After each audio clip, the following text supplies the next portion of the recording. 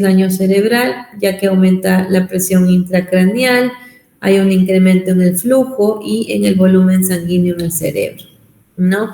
Y bueno, se dice que puede incluso llegar a producir la muerte neuronal si es que la temperatura pasara los 41 grados centígrados, ¿no? De acuerdo a cada literatura. También aquí, por ejemplo, tenemos en la parte endocrina panhipopituitarismo, insuficiencia adrenal, hipo o hipertiroidismo, ¿no? Acá también, ¿dónde está? Ya, en metabólico está la encefalopatía de Wernicke, ¿no? Que es básicamente por el déficit de la tiamina, que realmente es una enfermedad neuropsiquiátrica, ¿no? Donde se caracteriza por tener problemas de nivel de conciencia, básicamente confusión, atasia, nistagmos. Son muchas las causas, ¿no? Entonces, ahora vamos a ver también en el diagnóstico cómo podemos llegar a buscar la causa de por qué un paciente llega con alteración del nivel de conciencia, ¿no? Igualmente podemos tener un enfoque diagnóstico de acuerdo al mecanismo.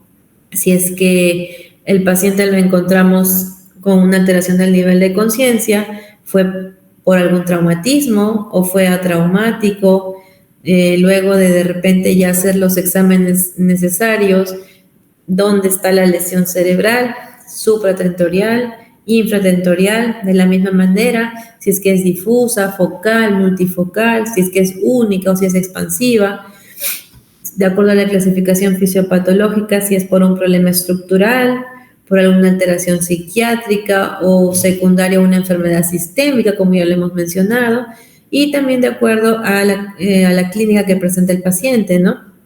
Si focaliza, no focaliza, si tiene alteración, alguna clínica de alguna alteración del tronco cerebral, meningismo, ¿no? Básicamente de acuerdo a la clínica. Mecanismos del coma, bueno, eso básicamente para mencionarlo, ¿no? Traumático, el coma más que todo se presenta cuando hay una lesión del tronco cerebral, ¿no? Básicamente un paciente llega a coma cuando el tronco está, pues, ¿no? Alterado.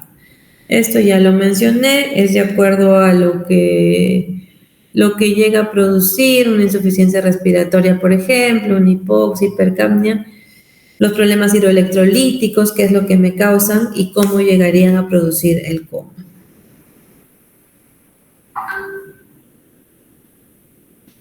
Entonces, el diagnóstico, ¿no? ¿Cómo llegamos a determinar que un paciente está con alteración del nivel de conciencia? Bueno, ante todo paciente es la historia clínica, ¿no? En este caso va a ser un poquito difícil obtener la historia clínica del mismo paciente, por lo que tenemos que hacer una entrevista a los familiares, a los amigos, a la persona que de repente presenció el evento, ¿no? Preguntar y ver cómo inició, si fue abrupto, fue gradual, de qué se quejaba de repente el paciente, dolores de cabeza, no sé, de disminución de fuerza muscular en alguna parte del cuerpo, vértigo, si es que ha habido alguna injuria, algún traumatismo, si es que sufría de alguna enfermedad y si tomaba alguna medicación para ello, si es que hay historia de alguna enfermedad psiquiátrica, si es que hay uso de sustancias como drogas o sedantes, ¿no? Es muy importante la historia clínica para poder también ver en qué escenario estamos, ¿no? En ese tipo de pacientes, como ya lo mencioné, a veces es un poquito difícil llegar a obtener datos como esos porque no siempre la familia está con ellos y obviamente el paciente está inconsciente, pero tratar pues de sacar lo máximo, los datos que podamos al máximo, ¿no? Y en cuanto al examen físico, ahí lo vamos a dividir en examen físico general y el examen neurológico como tal. Creo que acá tengo lo que ya les he ido mencionando, lo de la anamnesis, la exploración física general, ver sus funciones vitales cómo están, si es que hay algún signo de traumatismo o algún signo de alguna enfermedad sistémica o de consumo de tóxicos, ver si es que hay rigidez de nuca. Y en cuanto a la exploración neurológica, evaluar básicamente estos parámetros, que ahorita lo vamos a ir viendo, ¿no? Las respuestas verbales, la apertura ocular, Si es posible hacer un fondo de ojo, ver las pupilas, los movimientos oculares, la oculocefalogiria, que es la desviación de los ojitos y de la cabeza hacia uno de los lados, que es, por ejemplo, frecuente verlo cuando hay crisis convulsivas, respuestas oculovestibulares, respuestas corneales, ver también el patrón respiratorio, las respuestas motoras, los reflejos, el tono, cómo está. Entonces, llega un paciente con alteración del nivel de conciencia, inmediatamente lo que uno tiene que hacer frente a toda emergencia, igual es asegurar lo que es la vía aérea, ¿no? Ver la ventilación, la circulación, pedir una analítica basal completa, ¿no? Ver la glucosa, electrolitos, hacer este perfil renal, hepático, perfil de coagulación, toda una analítica basal completa. Administrar solución de dextrosa, de acuerdo si estamos pensando también en algún abuso de sustancia, pues no, naloxona, etcétera, de acuerdo a al escenario en el que estemos, ¿no? Toda la analítica, exámenes de gases arteriales, agas, electrolitos, ¿no? Si es que el paciente está convulsionando o llega a la emergencia en alguna crisis, tratar las convulsiones. Eso es de manera inmediata, ¿no? Luego, ya pues a la hora de examinarlo, de repente algunos otros exámenes que hacer, ver si es que hay irritación meningial, si es que de repente hay que hacer una punción lumbar, ampliar la historia clínica, ¿no? Y ya realizar un examen físico, tanto general como neurológico más detallado, ¿no? Pedir una tomografía de repente, ¿no? Todo va a ser de acuerdo a lo que vayamos encontrando. Y ya mucho después, obviamente, ya vienen otros estudios como el electrocardiograma, exámenes toxicológicos, plaquita de tórax, ¿no? Y corregir pues los trastornos hidroelectrolíticos, ¿no? Y a ver, eso es lo que vamos a ir viendo en cuanto a lo que es la evaluación neurológica. Bueno, primero ver en el examen general algún signo de trauma, ¿no?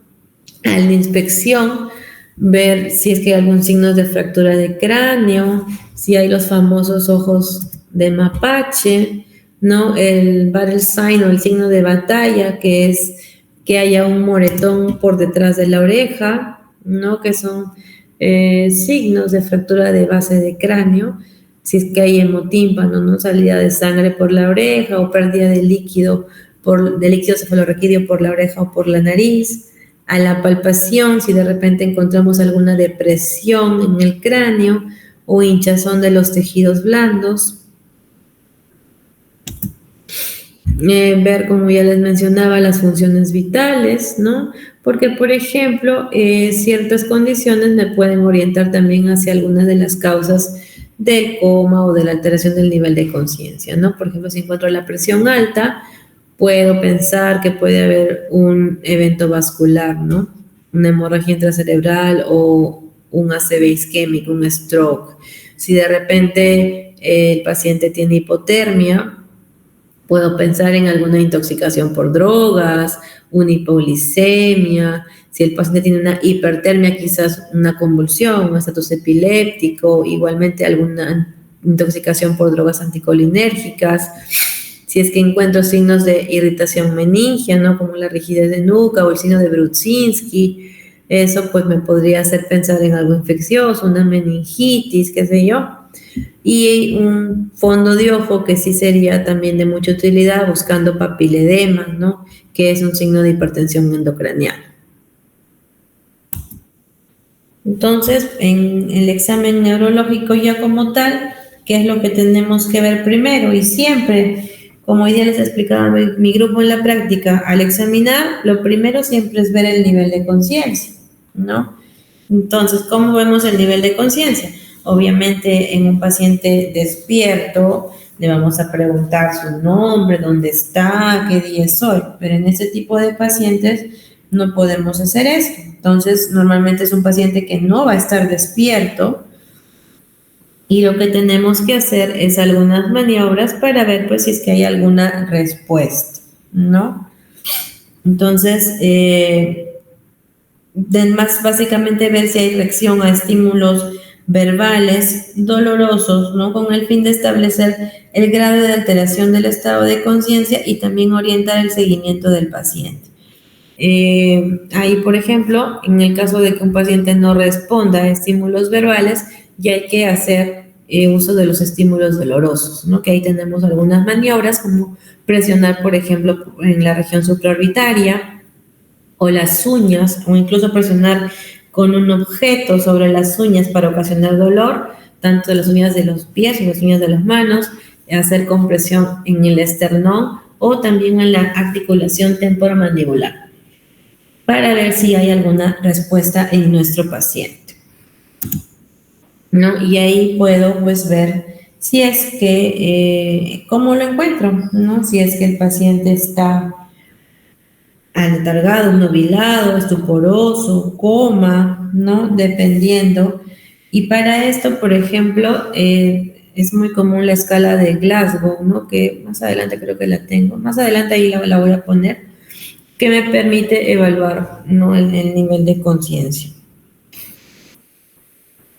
Entonces, si un paciente está obnubilado, es un paciente somnoliento, que bueno, puede responder cuando se le habla, cuando se le zarandea o se le hace un ligero estímulo, puede también responder verbalmente. Un paciente estuporoso es quien tiene una mejor respuesta, pero a un estímulo intenso, tiene respuestas localizadoras, ¿no? Por ejemplo, yo le hago un estímulo doloroso y el paciente aparta el brazo del examinador, ¿no?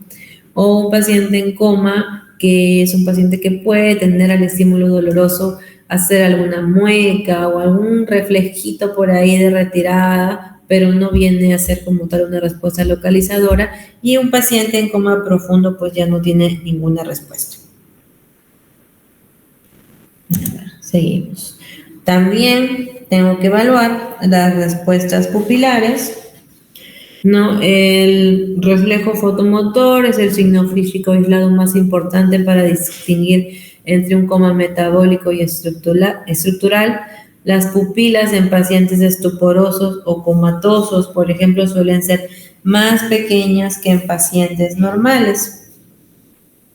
Entonces aquí vamos a ver que, por ejemplo, las pupilas normales tienen más o menos 3 a 4 milímetros, son pupilas simétricas, son pupilas fotorreactivas, es decir, que reaccionan al estímulo luminoso, pero en el caso de un paciente con alteración del nivel de conciencia puede encontrar pues varios parámetros de pupilas, ¿no? Por ejemplo, las pupilas talámicas, ¿no? Así se le llama, son pupilas que son pequeñas, pero son reactivas, ¿no? Son pupilas realmente isocóricas, pequeñas, pero reactivas. Por ejemplo, ¿a dónde están? Aquí, ¿no? Las diencefálicas que dicen acá, no es una lesión básicamente lo que es diencéfalo en tálamo, son pupilas isocóricas, reactivas, pequeñas, ¿no? También algunas alteraciones metabólicas pueden dar este patrón pupilar, ¿no?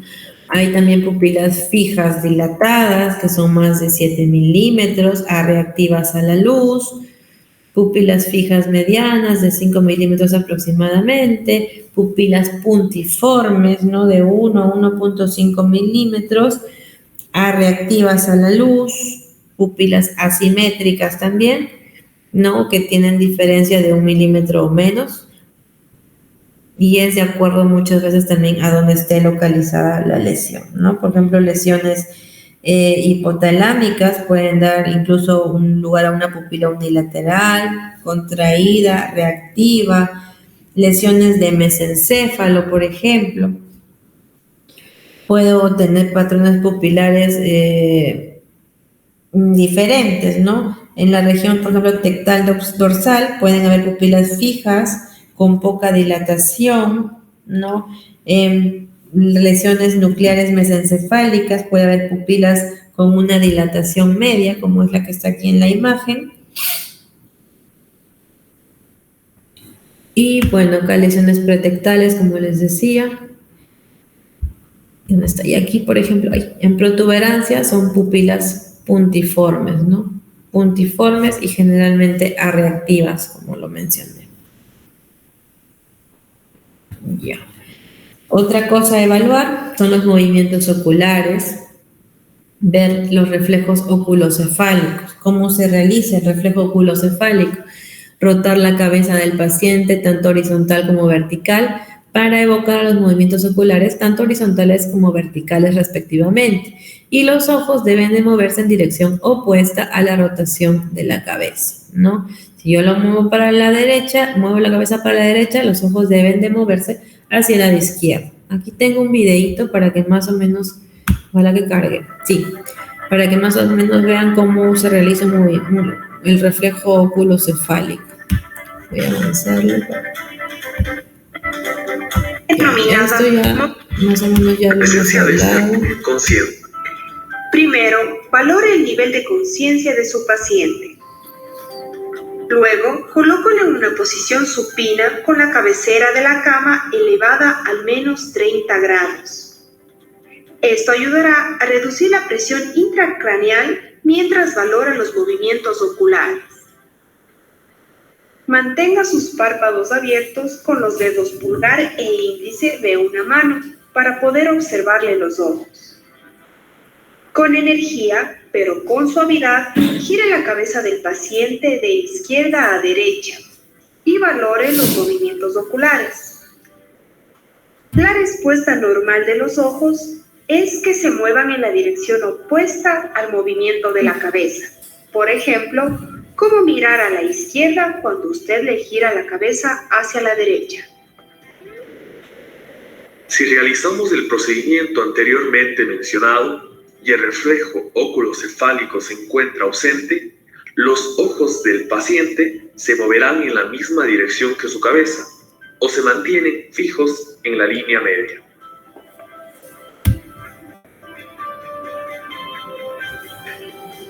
Un método alternativo para evaluar el reflejo oculocefálico de su paciente es flexionarle y extenderle el cuello con mucho cuidado, mientras le mantiene los ojos abiertos. Esto deberá moverse en dirección opuesta. Por ejemplo, el paciente debe mirar hacia arriba cuando usted le mueve la cabeza hacia abajo. El reflejo oculocefálico está ausente cuando los ojos se mueven en la misma dirección que la cabeza.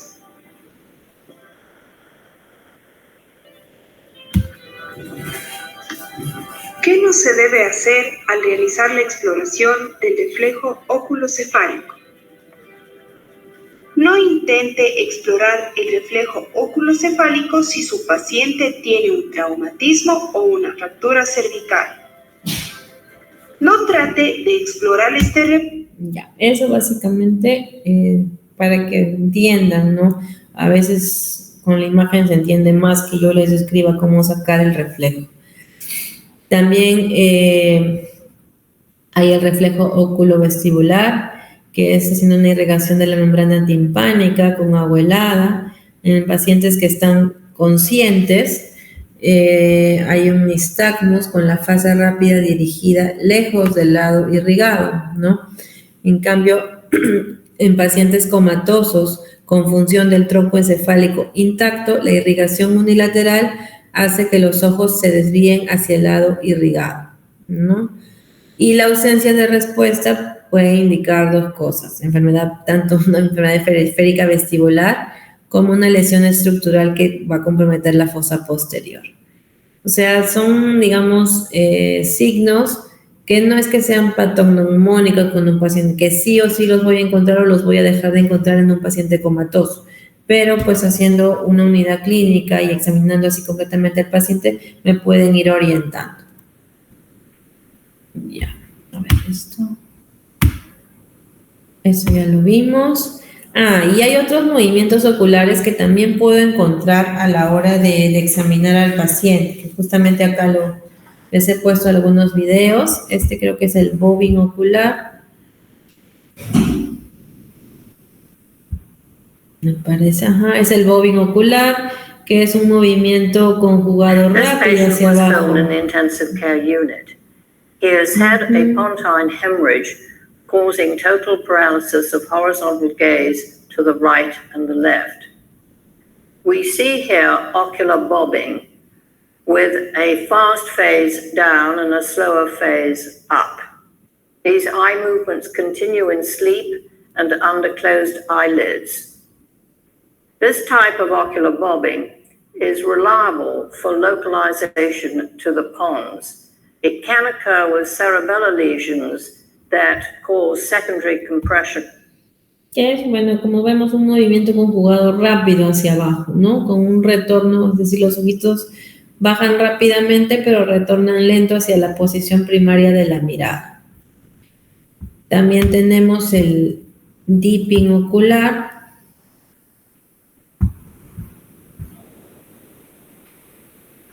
que es I filmed this case in the básicamente al intensive revés. care unit in the late 1970s. She has a very rare eye movement Si disorder. se dan cuenta, el ojito baja rápido, lento. El movimiento que hace hacia abajo es lento, con el retorno rápido hacia la posición primaria de la mirada. And this was the first time that I had seen this condition, which is called ocular dipping. Here you see a very slow downward dipping of the eyes, conjugate movement, no real Y esto es, ya, la mirada en ping-pong. Desviación conjugada horizontal de la mirada, ¿no? Que va cambiando en pocos segundos. Entonces, eso ya es otro tipo de movimientos oculares que podría encontrar. También tenemos lo que es el patrón motor, ¿no? Ver la respuesta motora, que se debe evaluar la postura en reposo, la presencia del movimiento espontáneo o la respuesta motora a estímulos verbales o dolorosos, ¿no?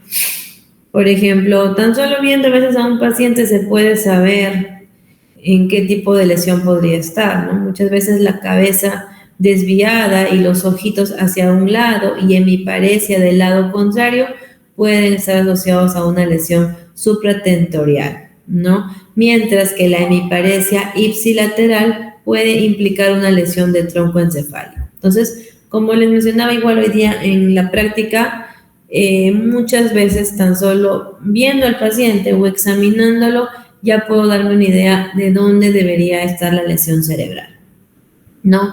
Y tenemos lo que son las posturas, pues, de descerebración y de decorticación, que son respuestas motoras anormales, que también pueden ser encontradas ante un estímulo doloroso, ¿no? En la postura de descerebración, el paciente presenta una extensión bilateral de los miembros inferiores, una aducción y rotación interna de los hombros y extensión de los codos y las muñecas, ¿no? Están asociadas a lesiones bilaterales, mesencefálicas y protuberanciales.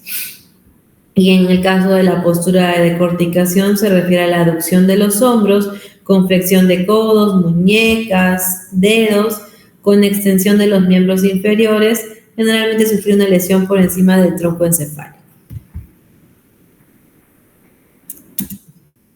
Y esto, no sé por qué está puesto acá, pero ya, y justo estaba lo de la escala de Glasgow que les mencionaba y los parámetros, pues, que evalúa, ¿no?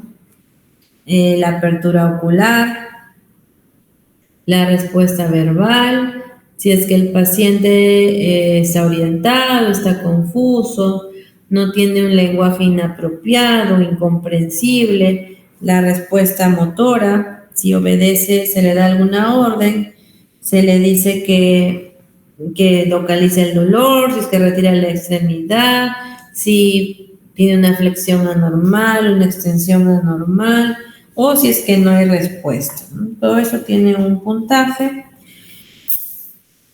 Y obviamente un paciente normal está con una puntuación de 15, por eso se dice una escala de Glasgow de 15, un paciente que está, pues, despierto, alerta, ¿no? Normal. Cabe mencionar que esto de la escala de Glasgow sí nos puede ayudar para darnos de repente una idea, pero esta escala básicamente fue creada para los pacientes con traumatismo craneoencefálico, con TEC, ¿ya? Realmente en neurología no lo usamos tanto, ¿no? Porque ya hacemos una evaluación más completa, pero de repente, para darte una idea, sí lo puedes usar, ¿no? Más de 14, 15 es normal y ya menos de 8 es indicativo de coma. Y así como esa, también hay otras escalas que de repente no son tan conocidas, ¿no? Hay la escala de coma de Joubert y bueno, esa es la escala de Ford, que básicamente evalúa 4 componentes, igualmente respuesta ocular, si es que los párpados están abiertos, si es que hay un seguimiento ocular o parpadeo, si los ojos están abiertos y no hay seguimiento, si los ojos están cerrados, pero se abren de repente cuando hay un ruido intenso, si los ojos están cerrados, pero abiertos ante algún estímulo, ante algún olor, y los ojos cerrados incluso al dolor, ¿no? Tiene igualmente su puntuación, va de 0 a 4, la respuesta motora, si es que enseña el pulgar, cierra el puño, enseña la palma, 4 puntos, si localiza el dolor, si hay una respuesta flexora al dolor, si hay una respuesta extensora al dolor o no hay respuesta, ¿no? Y los reflejos de tronco, ese me evalúa, por ejemplo, los reflejos pupilares, corneales, si es que hay una pupila que está dilatada y una que está fija, si es que hay reflejos pupilares o corneales que estén ausentes, si es que ambos están ausentes y si es que los reflejos corneales, pupilares y la tos están ausentes, ¿no? Y también aquí, por ejemplo, esta escala incluye lo que es la respiración, que justo ahorita lo vamos a ver que también es importante, me puede ayudar a orientarme hacia algún tipo de lesión. Eso es lo que les mencionaba de la escala de Ford, que es básicamente lo de los ojitos, la respuesta motora, los reflejos de tronco y la respiración. Y como les mencionaba, el patrón respiratorio también me puede llevar a pensar en algún tipo de lesión, más que todo en cuanto a la localización, ¿no? Entonces, si es que el paciente pues tiene una hipoventilación, puedo estar pensando en una intoxicación por algún depresor del sistema nervioso central, una intoxicación farmacológica o de repente una insuficiencia de la musculatura respiratoria, el hipotiroidismo, si es que hay una hiperventilación, puede ser por incremento de la presión intracraneal, perdón, lesiones cerebrales agudas graves, lesión del tronco cerebral superior, hay algunos patrones periódicos como la respiración de Cheyne-Stokes, que es una respiración que tiene fases de hiperpnea intercaladas con periodos de apnea, ¿no?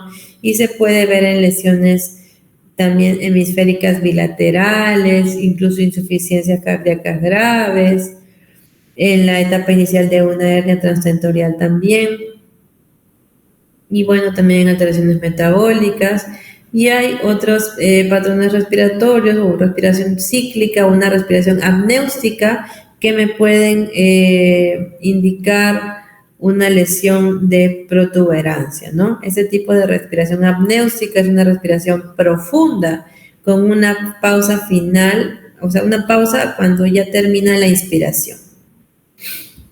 Entonces, algunos patrones respiratorios que también pueden sugerirme algún tipo de lesión cerebral. Y esto ya para terminar, ya es lo último, es como un resumen, ¿no? De qué tipo o qué cosas o qué signos puedo encontrar a la hora de examinar a un paciente con algún tipo de lesión cerebral, ¿no? Por ejemplo, si hablamos de una disfunción hemisférica difusa, ¿no? De una lesión hemisférica, ¿qué puedo encontrar? En la parte motora, puedo encontrar una postura de decorticación o ninguna. No hay movimientos oculares alterados, los reflejos del tronco están conservados y podría encontrar un patrón respiratorio de Cheyne-Stokes o una hipo o hiperventilación según la causa, ¿no? Si es que hay una lesión focal hemisférica, incluso con compresión del tronco, puedo encontrar un paciente con una postura de descerebración uniobilateral puedo encontrar una parálisis del tercer nervio craneal y los reflejos del tronco pueden estar abolidos, ¿no? Sobre todo los reflejos oculocefálicos y los oculovestibulares. Y en el patrón respiratorio encuentro un paciente con hiperventilación. Si hay una lesión del sistema reticular ascendente, que fue lo que mencionamos al inicio, ¿no? De esas dos estructuras que participaban o estaban implicadas en mantener el nivel de conciencia, hablamos de que esas eran formaciones fasciculares de neuronas que ascendían y descendían a través del tronco cerebral. Entonces, por lo que la lesión estaría en el tronco cerebral, hablamos de una postura de descerebración bilateral. Podemos encontrar el movimiento ocular que les mencioné del bobbing, en el que el ojito bajaba rápidamente hacia abajo y retornaba lento a la posición primaria de la mirada. Bobbing o las variantes como el dipping, que también lo mencionamos, reflejos del tronco alterados, y encontramos hiperventilación o patrones periódicos. Y si hablamos de un paciente que está inconsciente por una causa psicógena, generalmente al examen físico no encontramos pues ningún signo clínico, todo está normal. Entonces esas son algunos tipos de las lesiones o de la etiología del coma que mencionamos al inicio, y haciendo pues una unidad de todo lo que hemos ido mencionando a nivel del examen físico, lo que podríamos encontrar en cada uno de ellos.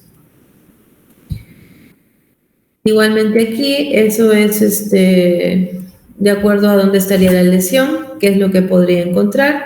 Si tenemos una lesión en diencéfalo, básicamente, qué tipo de pupilas podemos encontrar, el tipo de respiración, y eso es ya manera de resumen. Igualmente, esas son las pupilas, no sé por qué eso se ha puesto acá, pero esas son las pupilas que también hablamos, de las pupilas talámicas, ¿no? Los reflejos que podría encontrar y las respuestas motoras. Y eso sería todo, chicos, de mi parte. Si tienen alguna pregunta,